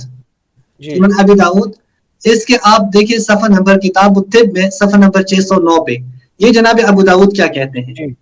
یہ عمران ابن حسین کے جو ہے وہ روایت نقل کرتے ہیں ان کے بارے میں. پھر کہتے ہیں ابو داؤد وَكَانَ يَسْمَعُ تَسْلِيمَ الْمَلَائِكَةِ، یہ ملائکہ کے سلام کو سنتے تھے. جی جی. فلم مکتوا، جب انہوں نے پھر داغ لگائے تو انقطع عنہ، تو پھر وہ ملائکہ نے ان کے اوپر سلام نہیں کیا، پھر یہ نہیں سنتے تھے. پھر جب انہوں نے وہ داغ لگانا چھوڑ دیا تو دوبارہ ملائکہ کا سلام انہوں نے وہ جو ہے سن لیا. یہ الجامع الصحیح، یعنی کہ جو حدیث پہلے آپ نے پیش کی اس کا پریکٹیکل ثابت بھی ہو گیا عمران بن حسین سے. جی جی جی جی بالکل ایسا ہی ہے. احسن. جی جی جی. یعنی خود ان کے ہاں عمران ابن حسین کے اوپر جب فرشتے آتے ہیں تو ختم نبوت پہ کوئی ڈھاکہ نہیں ہے. نہیں کوئی عمران ابن حسین فرشتوں کے سلام سنتے ہیں، کوئی ڈھاکہ نہیں ہے. اب دیکھیں یہ الجامع الصحیح مما لیس فی الصحیحین، یعنی وہ روایات جو صحیحین میں نہیں ہے لیکن انہی شرائط کے اوپر ہے. اس کے آپ صفحہ نمبر 212 پہ دیکھیں. قال ابو داؤد وکان یسمع تسلیم الملائکہ، اور اس سے پہلے جو روایت ہے یہ پوری کی پوری کیا ہے؟ هذا حدیث صحیح علی شرط مسلم، ماشاءاللہ یہ صحیح حدیث ہے، مسلم کے شرائط کے مطابق ہے. اب میرا سوال یہ ہے کہ کیوں آتے تھے ملائکہ، ان کے پاس کیوں ملائکہ آتے تھے؟ وہ وجہ بھی خود اہل سنت علماء نے بیان کی ہے، یعنی ہم نے نہیں، اہل سنت علماء نے خود بیان کی ہے. یہ ہے صحیح مسلم بشرح نووی، یعنی جناب نووی جو ہے اہل سنت کے جنہوں نے صحیح مسلم کی شرح لکھی ہے. اس کے آپ جلد سابع یعنی 7ویں جلد کے صفحہ نمبر 168 پہ آپ یہ دیکھیں، یہی حدیث نقل کی ہے. پھر اس کے بعد کہ حدیث کا معنی کیا ہے. عمران ابن حسین رضی اللہ عنہ چونکہ صحابی ہیں، کانت بھی بواسیر، ان کو بواسیر کی بیماری تھی، یعنی عمران ابن حسین کو بواسیر کی بیماری. فکان یصبر علی المہمات، یعنی جو سختیاں ہوتی تھی بواسیر کی بیماری میں مبتلا تھے تو اس سختی پہ وہ صبر کرتے تھے. اب اس صبر کے نتیجے میں وکانت الملائکہ تسلم علیہ، ملائکہ اس کے پاس آ کر اس کو سلام کیا کرتے تھے. اب مجھے آپ بتا دیں ثاقب بھائی، اس کے علاوہ بھی کافی دیگر کتب میں بھی یہ ہے. یعنی میں توہین نہیں کرتا لیکن میں یہاں پہ یہ بات ضرور کرنا چاہتا ہوں کہ اگر آپ کے پاس آپ کے کسی صحابی کو بواسیر ہو جائے تو ملائکہ فوراً حاضر ہو جاتے ہیں، ان کو سلام کرتے ہیں، اور نبوت کی بھی کوئی حملہ نہیں ہے. ہم اگر مان لیں کہ رسول خدا اس دنیا سے گئے، ان کا ایک بڑا غم تھا حضرت زہرا پر، اور حضرت زہرا کے پاس حضرت جبرائیل آئے ہیں اور ان سے کلام کیا ہے، تو آپ فوراً کہتے ہیں کہ ختم نبوت کے منکر ہو چکے، ڈاکہ ہو گیا ہے. تو یہ تو باتیں خود جو ہے نا. اچھا، اس کے علاوہ بھی اس حدیث کے بارے میں کافی سارے تحقیمات وغیرہ ہیں لیکن ضروری نہیں ہے کہ ہم وہ ابھی پیش کریں. اب اس کے ساتھ ساتھ میں ایک اور روایت بھی پیش کرتا ہوں، اور وہ جو ہے وہ ابو عماد بھائی صرف معذرت کے ساتھ میں صرف ایک سیکنڈ کے لیے بات کروں گا تاکہ وہ جو مومنین ہیں وہ تردد میں نہ پڑیں. وہ جو آپ نے مسند امام احمد کی حدیث پیش کی تھی اور جو ترمذی سے حدیث پیش کی تھی، تو ظاہر ہے ممکن ہے کئی لوگ کہیں کہ حمزہ احمد زین تو البانی، آپ کو پتہ یہ پھر ڈھونڈنے لگ پڑتے ہیں نا کہ یہ متساہل ہے. اچھا، یہ حدیث صحیح مسلم میں موجود ہے، کتاب التوبہ کے اندر موجود ہے، اور اس کا نمبر جو انٹرنیشنل نمبرنگ ہے 6966. میں دکھا دیتا ہوں. 6966 اس میں یہ والے جملے موجود ہیں جو ابھی ابو عماد بھائی نے بیان کیے ہیں نا یہاں پہ. یہ میرا مقصد صرف یہ ہے اس جملے کا کہ صحیح مسلم کی حدیث ہے کہ کل کو یہ نہ کہنے کہ حمزہ احمد زین تو وہ تردد پہ پڑے کہ نہیں پھر یہ متساہل ہیں تو البانی وہ چھوڑو جی وہ تو منج غلط ہے اس کا. وہی جملے لو کنتم تدومون علی الحال الذی کنتم، یہی جملے جی یہ کہ ان کے ساتھ مسافہ کریں گے ملائکہ، اور یہ حضرت تمہارے راستوں میں فرشتے آ کر تمہارے ساتھ مسافہ کریں. یہ میں شو کر دیتا ہوں، یہ میں شو کر دیتا ہوں، شو کر دیتے ہیں یہ جی یہ شو کر دیں. یعنی معذرت میں نے وہ دخل اندازی صرف اس لیے کی کہ کچھ لوگوں کو آسانی ہو جائے کہ وہ تردد میں نہ پڑیں کہ وہ سوچیں کہ نہیں ہم کہیں اور سرچ کرتے اس کو ضعیف کرنے کی کوشش میں لگے رہیں. تو میں نے تاکہ انہیں پتہ چل جائے کہ یہ مسلم کی حدیث کتاب توبہ ہے، اس کے اندر باب جو ہے نا وہ ہے ہمیشہ ذکر امور آخرت کی فکر اور نگرانی میں لگے رہنا. اور بعض اوقات ان کو 66 نمبر ٹھیک ہے 6966 نمبر میں حدیث جو ہے ڈسپلے کر دیتا ہوں ان سب کے لیے. جی جی یہ 6966 یہ میں حدیث جو ڈسپلے کر دیتا ہوں ان کے لیے.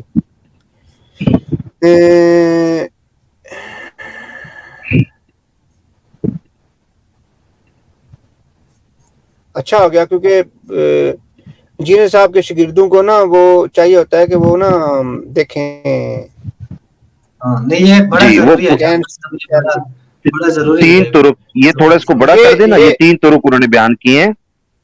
یہ آخر میں سے آپ بے شک ترجمہ پڑھ دیں. یہ میں پڑھ دیتا ہوں. یہ آخر میں یہ سیکنڈ لاسٹ نمبر ہے ابو عماد بھائی، سیکنڈ لاسٹ لائن کے اندر ہے. جی جی یہ دیکھیں جی. ہاں بالکل پڑھ لیں آپ. اور تمہارے راستے میں فرشتے آ کر تمہارے ساتھ مسافہ کریں، لیکن حنزلہ کوئی گھڑی کسی طرح ہوتی ہے اور کوئی گھڑی کسی اور طرح. درست. یعنی یہ مسافر والی حدیث جو اوپر آپ نے پڑھی تھی نا کہ اگر تم ہمیشہ اسی طرح رہو، اس طرح میرے پاس ہوتے اگر لگے رہو تو تمہارے بچھونے اور تمہارے راستوں میں فرشتے آ کر تمہارے ساتھ مسافہ کریں. اس سے اگلا طرق بھی امام مسلم یہی لائے ہیں اور اس سے اگلا طرق بھی 3 طرق لائے ہیں. فَقْتُمْ كُلْ مَلَائِكَةٌ. جی جی جی جی یہ تمہارے ساتھ مسافہ کریں. تو یہ 3 طرق لائے ہیں. صحیح مسلم میں یہ حدیث موجود ہے. تو سندی طور پر کوئی یہ نہ سوچے کہ حمزہ احمد زین یا البانی صاحب جو ہے وہ تحکیم غلط ہو گئے.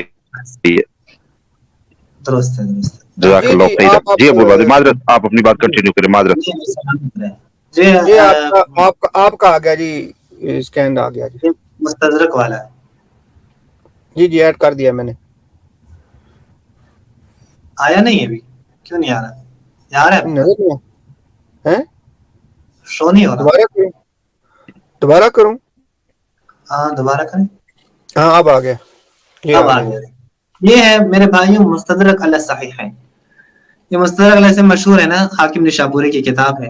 اس کا جو ترجمہ ہے شبیر برادرز والوں نے کیا ترجمہ، جلد 6 نمبر 6 جلد پہ صفحہ نمبر ہے یہ 84. اب اس میں یہ روایت موجود ہے، حدیث موجود ہے، لیکن ہم اس کے جو ہے وہی اردو پڑھ لیتے ہیں تاکہ ٹائم ضائع نہ ہو. اس حدیث کو خود حاکم نشابوری نے بھی کہا ہے صحیح الاسناد، کہ یہ صحیح اسناد کے ساتھ ہے. معذرت میں تھوڑا اس کو کر لوں کہ یہ صحیح اسناد کے ساتھ ہے. اور جی صحابی نے بھی موافقت کی ہے. اب یہ دیکھیں حضرت عائشہ کیا فرماتی ہے، میں نے جنگ خندق کے موقع پر دحیہ بن خلیفہ کلبی کی شکل کا ایک آدمی دیکھا. وہ سواری پر سوار تھا اور رسول اللہ کے ساتھ کوئی رازداری کی باتیں کر رہا تھا. اس کے سر پر عمامہ تھا جو کہ اس نے حضور پر ڈھلکایا ہوا تھا. میں نے رسول اللہ سے اس کے بارے میں پوچھا تو آپ نے فرمایا وہ جبرائیل امین علیہ السلام تھے، مجھے بنی قریظہ کی جانب جانے کا مشورہ دے رہے تھے. اور بسم اللہ، یہ عام لوگ جو نبی نہیں ہیں وہ فرشتوں کو دیکھ رہے ہیں، جبرائیل امین کو دیکھ رہے ہیں، عام فرشتوں کو بھی نہیں. عائشہ بھی فرشتوں کو دیکھ لے تو مسئلہ نہیں ہے. دیکھیں یا اہل بیت کے ائمہ دیکھیں تو مسئلہ ہے. حضرت زہرا دیکھیں تو مسئلہ ہے، حضرت عائشہ دیکھتے ہیں تو کوئی مسئلہ نہیں ہے. اور حدیث بھی پڑھ لیتے ہیں، حاکم بھی کہتے ہیں صحیح ہے، زاہبی نے بھی نہیں کہا، زاہبی کو کوئی مسئلہ نہیں ہے، زاہبی بھی کہتے ہیں ہاں ٹھیک ہے کوئی مسئلہ نہیں. یعنی یہ چونکہ یہ آپ کے پاس جو یہ جو اصل عبارت بھی یہی ہے، جو اصل عربی عبارت ہے وہ بھی میں کچھ بندے کہیں گے کہ رسول خدا صلی اللہ علیہ وسلم کے زندگی میں دیکھا تو ختم نبوت وہ ان کی تب ہو چکی تھی نا، وہ ختم نبوت کا ٹائٹل مل چکا تھا ان کو، ان کی زندگی میں ملا تھا نا، یہ ٹائٹل ان کی وفات کے بعد نہیں ملا، یہ ان کی زندگی میں مل گیا ہے ٹائٹل ان کو۔ اچھا اس کے علاوہ بھی ایک اور بھی ہے نبی کریم کے بعد، وہاں پہ صراحت ہے کہ نبی کریم کے بعد، انشاءاللہ اینڈ پہ حوالہ میں وہ رکھوں گا، وہ علی بھائی کو اللہ تعالیٰ جزائے خیر دے، انہوں نے یہ حوالہ مجھے دیا تھا کہ یہ بہت واضح صراحت کے ساتھ ہے۔ یہ آپ دیکھیں، یہ ابن عباس کی روایت میں پیش کرتا ہوں، یہ عربی کے ہیں، میں اردو پڑھ لیتا ہوں۔ یہ مسند امام احمد ابن حنبل، یہاں پہ آپ دیکھ سکتے ہیں جلد دوم صفحہ نمبر 249 سے صفحہ نمبر 249، وہ حدیث نمبر ہے 2600 یعنی 89 یعنی 268979۔ یہاں پہ عبارت کیا ہے؟ عبارت میں آپ کے سامنے پیش کرتا ہوں۔ حضرت ابن عباس فرماتے ہیں، ایک مرتبہ میں اپنے والد کے ساتھ نبی کریم کے پاس آیا، نبی کریم کے پاس اس وقت ایک آدمی موجود تھا جسے وہ سرگوشی کر رہے تھے، ایسا محسوس ہوا جیسے نبی کریم نے میرے والد کی طرف توجہ نہیں کی۔ جب ہم وہاں سے نکلے تو والد صاحب مجھ سے کہنے لگے، بیٹا تم نے اپنے چاچا زاد کو دیکھا کہ وہ کیسے ہماری طرف توجہ ہی نہیں کر رہے تھے، یعنی رسول اللہ کے بارے میں۔ تو عبداللہ ابن عباس کہتے ہیں کہ میں نے عرض کیا، ابا جان ان کے پاس ایک آدمی تھا جس سے وہ سرگوشی کر رہے تھے۔ پھر نبی کریم کے پاس واپس آ گئے، والد صاحب کہنے لگے، یا رسول اللہ میں نے عبداللہ سے اس طرح ایک بات کہی تو اس نے مجھے بتایا کہ آپ کے پاس کوئی آدمی تھا جو آپ سے سرگوشی کر رہا تھا، تو کیا واقعی آپ کے پاس کوئی تھا؟ نبی کریم نے فرمایا، عبداللہ کیا تم نے واقعی اسے دیکھا ہے؟ میں نے عرض کیا، جی ہاں۔ رسول اللہ نے فرمایا، وہ جبرائیل تھے اور اسی وجہ سے میں آپ کی طرف متوجہ نہیں ہو سکا۔ دیکھیے فرق ہے، دونوں صحابی ہیں، ایک باپ ہے ایک بیٹا ہے، عباس اور عبداللہ ابن عباس۔ ایک صحابی دیکھ رہا ہے، دونوں نے بھی نہیں ہے، ایک صحابی فرشتے کو دیکھ رہے ہیں، ایک نہیں دیکھ رہے جی۔ اب وہ جو دیکھ رہے ہیں وہ اپنے باپ کو ہی بتا رہے ہیں کہ یہ جو ہے نا رسول خدا کسی اور کے ساتھ مصروف ہیں، وہاں بات کر رہے ہیں۔ پھر رسول خدا خود بتا رہے ہیں، آپ نے دیکھا ہے وہ حضرت جبرائیل ہے۔ تو یہ حضرت عبداللہ ابن عباس جن کی عمر رسول خدا کی رحلت کے وقت 13 سال سے زیادہ نہیں ہے جی، وہ ایک فرشتے کو دیکھ رہے ہیں، وہ خود بیان بھی کر رہے ہیں، حدیث بھی وہی بیان کر رہے ہیں کہ میں نے دیکھا ہے فرشتے کو۔ یہاں کوئی جو ہے وہ یعنی نبوت کے اوپر کوئی ڈھاکہ نظر نہیں آتا، کوئی بھی نہیں کہتا۔ اور اس حدیث کو آپ یہ دیکھ سکتے ہیں، البانی نے اس کی تحسین بھی کی ہے، یہ الاحادیث الصحیحہ ناصر الدین البانی اس کی 7ویں جلد پہ آپ دیکھ سکتے ہیں، یہی حدیث ذاک جبرائیل، یہ جبرائیل ہے، وہو اسناد حسن، اس کی جو ہے وہ سند ہے وہ حسن ہے۔ اسی طرح آپ ایک اور اس کی طرف بھی آ جائیں، اور یہ ہے حارثہ، میں حارثہ کی وہ بھی دکھا دوں آپ کو۔ یہ المطالب العالیہ بزوائد المسانید الثمانیہ ابن حجر عسقلانی کی جو کتاب ہے، اس کے 16ویں جلد پہ صفحہ نمبر 431 پہ یہاں پہ محقق لے کے آئے ہیں یہ عبارت، میں یہ عبارت آپ کے ساتھ کہتے ہیں کہ بسند صحیح عن حارثہ بن نعمان، حارثہ بن نعمان سے سند صحیح کے ساتھ، وہ کیا کہتے ہیں، مررت علی رسول اللہ ومعہ جبرائیل علیہ السلام جالس فی المقاعد، میں رسول اللہ کے پاس گزر رہا تھا کہ ان کے ساتھ ایک جبرائیل علیہ السلام بیٹھے تھے، مقاعد یعنی وہی جگہ جہاں پہ لوگ بیٹھتے ہیں۔ فسلمت علیہ، میں نے وہاں سلام بھی کیا۔ فلما رجعت وانصرف النبی قال لی، جب میں واپس آیا تو نبی کریم وہاں سے جب نکلے، یعنی جس بندے کے ساتھ بیٹھ کے بات کر رہے تھے، تو نبی کریم نے مجھ سے پوچھا، هل رأيت الذي كان معي، کیا تم نے دیکھا اس شخص کو جو میرے ساتھ ہے؟ حارث نے سلام کیا ہے، قلت نعم، میں نے کہا ہاں میں نے دیکھا ہے۔ قال فإنه جبرائیل کا رد علیک السلام، وہ حضرت جبرائیل ہیں، جبرائیل نے آپ کے سلام کا جواب بھی دیا ہے۔ یہاں پہ واضح ہے صحابی سلام کر رہے ہیں، جبرائیل ان کے سلام کے جواب بھی دے رہے ہیں۔ اور حافظ ابن حجر نے اصابہ میں کیا کہا، اسنادہ صحیح، اس کی سند صحیح ہے۔ صرف حافظ ابن حجر نہیں، میں سارے کے سارے اسکین آپ کو نہیں دکھا رہا چونکہ ٹائم سے ہے، احمد زین نے بھی اس کی تصحیح کی ہے، शुएब अर्नाऊत ने भी इसकी तस्दीक की है, हैतमी ने भी इसकी तस्दीक की है। अब इससे बढ़कर तो आप अब मुराद भाई अगर आपके पास वो हदीस है जिसमें रसूल खुदा की वफात के बाद जब गुस्ल दिया जा रहा था, मेरे साहब ने वो हदीस पढ़ी हुई है वही अपनी वीडियो में, मैं वो कह रहा था, दिखा उसको दें। मैं यहाँ पे पेश करूंगा। ये एक हवाला लगाता हूँ, उसके बाद वो हदीस इंशाल्लाह पेश करूंगा। हाँ जी सही। ये है अल-मुंतज़म फी तारीख अल-मुलूक वल उमम, ये इब्न जोज़ी की किताब है। आप यहाँ पे देखें, बहुत जबरदस्त है। यहाँ पे हसन इब्न हई जो है, एक शख्स है, इसका नाम है, वो क्या कहते हैं, क़ाल अली अखी अली फिल लैला अल्लती तूफ़िया फ़ीहा, मेरे भाई ने उसी रात जिस रात वो फौत हुए मुझे कहा कि मुझे पानी दे दे, और मैं उस वक्त नमाज पढ़ रहा था। फलम्मा क़ज़यतु सलात, जब मैंने नमाज पढ़ ली तो मैं पानी लेके उसके पास आया और मैंने कहा, ए मेरे भाई ये पानी है, ये ले ले। मेरे भाई ने जवाब दिया, कद शरिबतु साअ, अभी अभी तो मैंने ये पानी पी ली है। फकुल्तु मन सक़ाक वलैसा फिल गुरफति गैरी व गैरा, ये किसने तुझे पानी पिलाया है, कोई है ही नहीं घर में, यानी इस कमरे में मेरे और तेरे अलावा तो कोई है ही नहीं। उसने जवाब दिया, अतानी जिब्राइल अस्सा, अभी इब्राहिम अलैहिस्सलाम मेरे पास आए, बेमाइन, वो पानी लेके आए, फसाकानी, उसी ने मुझे पानी पिलाया। फिर हजरत जिब्राइल ने मुझे ये भी कहा कि अंत व अखूका व अबूका मअन नबिय्यीन व सिद्दीकीन व शुहदा व सालिहीन, तुम, तुम्हारा भाई, तुम्हारा बाप, सब के सब अंबिया, शुहदा और सिद्दीकीन के साथ तुम मशहूर होंगे। आप बता दें, यहाँ पे एक शख्स है, उसके पास हजरत जिब्राइल आते हैं, जिब्राइल उसको पानी पिलाते हैं, इससे वाज़ेह क्या मिसाल आपको चाहिए। या वही हदीस अभी जिस तरह आपने बयान फरमाया, ये है, ये हदीस सुनन अबी दाऊद की हदीस है, ये सुनन अबू दाऊद की हदीस है, और यहाँ पे जिल्द सेवों पे सफ़ा नंबर बनता है क्या 530, हदीस नंबर है 3141, सनद भी हसन है, इसे जुबैर अली ज़ैन ने हसन कहा है।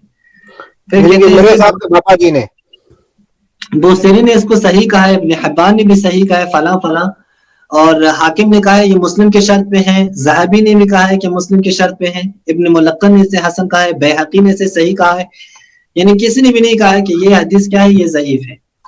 और ये हदीस देखें, उम्मुल मोमिनीन हज़रत आयशा बयान करती हैं कि सहाबा किराम ने जब नबी को गुस्ल देना चाहा तो उन्होंने कहा, अल्लाह की कसम हमें मालूम नहीं कि आया हम रसूलुल्लाह के कपड़े उतारें जैसे कि हम अपनी मैयतों के कपड़े उतार देते हैं, या उन्हें उनके कपड़ों समेत ही गुस्ल दे दें। यानी अभी उनको मालूम नहीं है कि क्या करेंगे, कपड़े उनको कपड़ों के साथ गुस्ल दें या बगैर कपड़ों के गुस्ल दें। पर जब उनका इस बारे में इख्तिलाफ हुआ, सहाबा के दरमियान इख्तिलाफ है, तो अल्लाह ने उन पर नींद तारी की, उनमें से कोई भी न बचा, सब के सब जो है वो, यानी उनके ऊपर नींद गालिब आई, मगर उसकी थोड़ी उसके सीने से जा लगी। जाहिर है वो बैठे थे तो सो गए ऐसे, सर उनकी बिल्कुल यानी आए नीचे, उसके थोड़ी जो है वो सीने से लगी। फिर घर की जानिब से एक बात करने वाले ने बात की। अब पहली बात की तरफ ध्यान दे कि सारे के सारे वो सो गए, कोई भी नहीं रहा। अब घर की जानिब से बात करने वाले ने बात की। अब ये बात करने वाले ने बात की, ये बिल्कुल वाज़े है कि यहाँ पे मुराद फरिश्ता है। फिर क्या कहा कि किसी को खबर नहीं कि वो कौन था। उसने क्या कहा कि नबी को उनके कपड़ों समेत ही गुस्ल दो।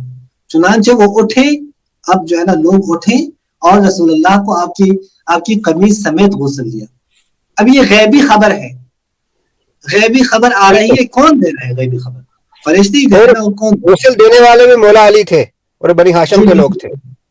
जी बिल्कुल अहसन। हमारे यहाँ रवायात है कि मौला अली के अलावा किसी ने गुस्ल नहीं दिया था, बाकी ने मदद की थी। जी जी बिल्कुल, यानी इसका मतलब ये है कि खुद मौला अली से बात की है एक फरिश्ते ने। ये आपकी किताबों से सही सनदों से साबित है जी। इससे बढ़कर आपको क्या दलील है? ये दीगर भी जो है ना इसको सही भी कहा है। ये आप देख सकते हैं, ये सुनन सही सुनन इब्न अबी दाऊद या अलबानी की जो किताब है, यहाँ पे इसी रिवायत को वो लेके आए हैं, यानी ये सही रिवायत है। एंड पे क्या कहा है कि ये रिवायत जो है वो हसन दर्जे की रिवायत है। इसके अलावा भी बहुत सारे रावियों ने इसके बारे में जो है ना मुहद्दिसीन ने इसके बारे में कहा है। इसके अलावा भी रिवायात बहुत ज्यादा है, लेकिन ضروری نہیں ہے کہ ہم سب روایت جو ہے نا وہ تمام کے تمام روایتوں کو پڑھ لیں. یہاں پہ واضح ہوا یہ بات کہ دیکھیں ابن عباس سے یا آپ دیکھیں عمران ابن حسین یا دیگر افراد کہ کوئی ایک نہیں، حضرت عائشہ ہیں، حضرت ابن عباس ہیں، عمران ابن حسین ہیں، نبی کریم کے غسل کا معاملہ ہے، یا نبی کریم کی اپنی حدیث ہے کہ تمہارے ساتھ ملائکہ جو ہے وہ مصافحہ کریں گے.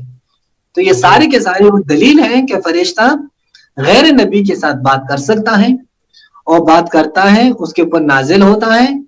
اور اس کے لیے اس کی تائید میں جو آپ لوگوں نے آیات پیش کی، تتنزل علیہم الملائکہ یا سورہ قدر کی آیات پیش کی ہیں، یا اس سے پہلے ہمارے علی بھائی نے جو مستندات و دلائل پیش کی، ظاہر ہے ابھی تو مجھے خیال نہیں کہ کوئی بندہ پھر بھی شک کرے کہ کیا انبیاء کے علاوہ کسی کے بعد فرشتہ وہ آ سکتا ہے یا نہیں آ سکتا. ہمارا کام منوانا نہیں ہے، ہمارا کام پہنچانا ہے، تو ہم نے یہ پیغام تو پہنچا دیا ہے. جی جی جی ثاقب بھائی، میرے آرائز ختم ہے، اگر آپ لوگ کچھ کہنا چاہیں تو بسم اللہ کریں. نہیں، کچھ لوگوں نے سوال کیا تھا کہ وہ جو تنزل الملائکۃ والروح کے معاملے میں جو تفسیر ہے نا، اس کے بارے میں آپ بتا دیں تو ہم اتنا والا پیش کر دیتے ہیں صرف، کیونکہ وہاں پہ کسی نے یہاں پہ سوال کیا تھا. تو تفسیر برہان میں اس معاملے میں یہ واضح روایات موجود ہیں کہ یہ جو فرشتے نازل ہوتے ہیں ائمہ اہل بیت علیہ السلام پہ نازل ہوتے ہیں.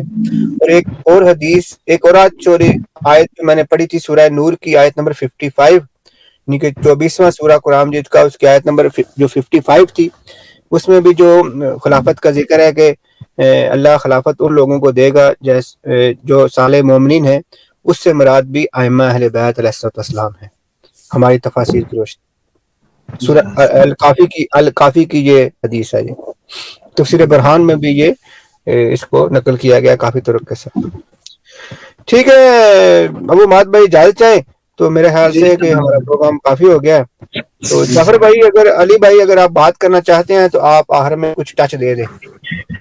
دیکھیں شاہ صاحب، ماشاء اللہ بہت اچھی گفتگو ہو گئی. جہاں تک سورہ قدر کے بارے میں رہا تو وہ جیسے میں نے پہلے بھی گزارش کی تھا، الکافی کے اندر معراج کی جو حدیث ہے نا، یعنی فروع کافی میں نماز کے باب میں یہ حدیث ہے، معراج کی صحیح حدیث ہے. علل الشرائع میں یہ حدیث موجود ہے.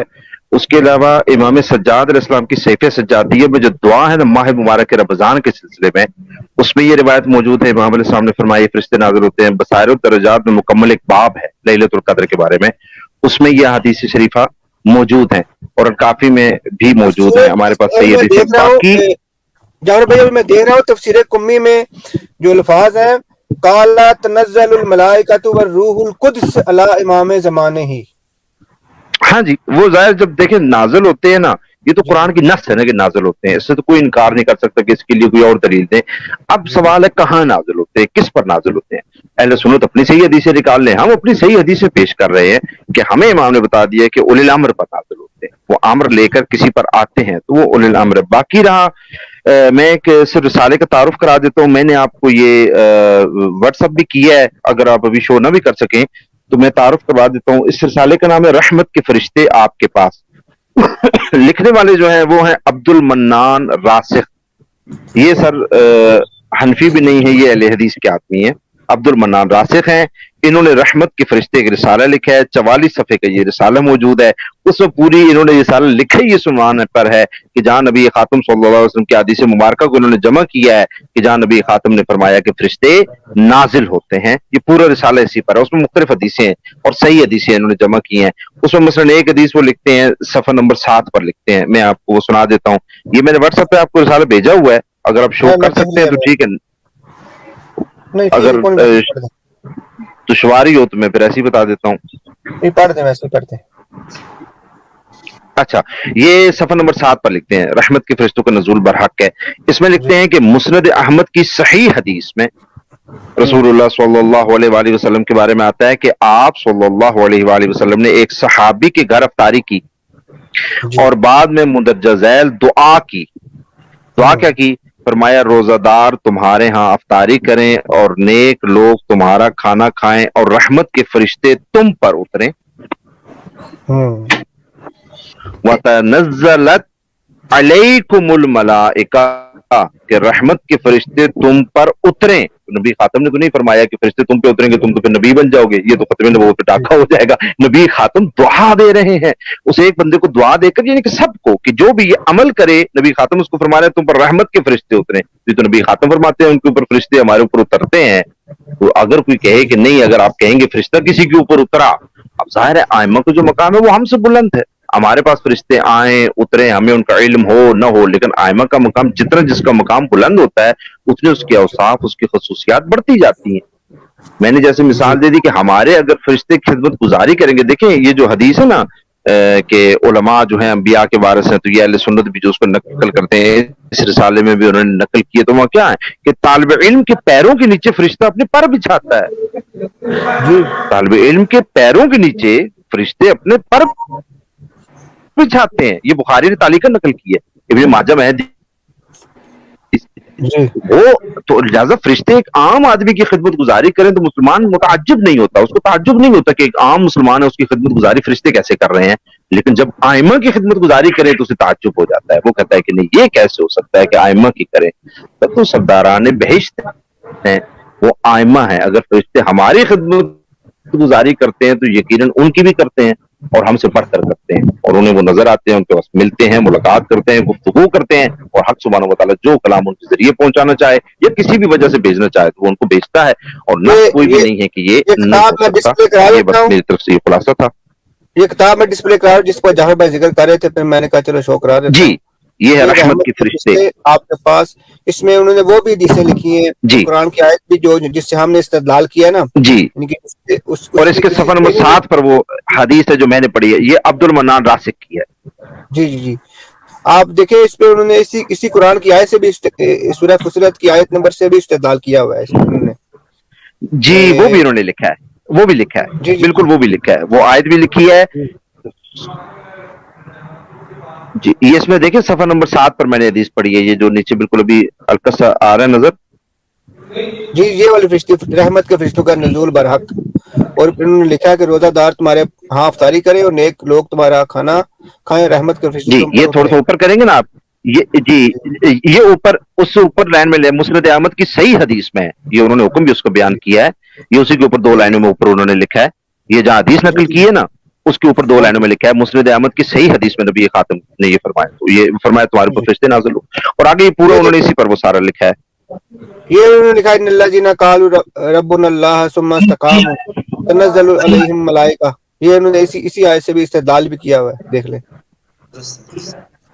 اور اسی سے اگلے صفحے پر 9 پر انہوں نے وہ والی حدیث لکھی ہے صحیح مسلم اور بخاری کی، وہ صحیح مسلم کی سوری کہ فرشتے تمہارے بستروں پر تم سے مصافحہ کریں، یہ والی حدیث یہ جو ابو عماد بھائی نے بھی استدلال کیا. جی یہ انہوں نے صحیح مسلم سے لکھی ہے یہاں پہ. جی اچھا میں ایک چیز ایڈ کر دوں کہ تفسیر برہان میں تنزل الملائکۃ والروح سورہ قدر کی آیت میں 31 حدیث لے کے آئے ہیں. ہاں جی 31 حدیث جمع کیا انہوں نے. ایسے ہی ہے. تو آپ اہل سنت کی کتاب اٹھا کے آپ جتنی بھی تفاسیر اٹھا کے دیکھ لیں، انہوں نے ادھر ادھر کی باتیں کی ہیں، بس کوئی حدیث پیش نہیں کی. تفاسیر ہے نا اس میں حدیث وہ مجاہد نے کہا ہے، قتادہ نے کہا ہے، اکرمہ نے کہا ہے، اقوال ہے. جی جی جی ایسے ہی ہے، ایسے ہی ہے. ٹھیک ہو گیا جی، یہ ہم نے ڈسپلے کرا دیا. تو علی بھائی آپ آخری الفاظ کہنا چاہیں؟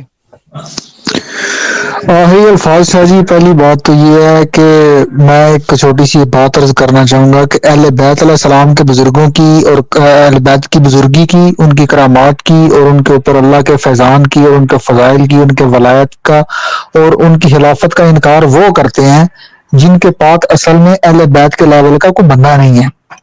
مسئلہ یہ ہے کہ ان کو یہ پرابلم نہیں ہے کہ اہل بیت کے اوپر فرشتے آتے ہیں، اہل بیت کے اوپر امر الہی نازل ہوتا ہے. مسئلہ ان کو یہ ہے کہ ان کے اپنے پاس کوئی ایسا بندہ نہیں ہے جس میں یہ خواہشہ یہ کوالٹیز پائی جاتی ہیں نا.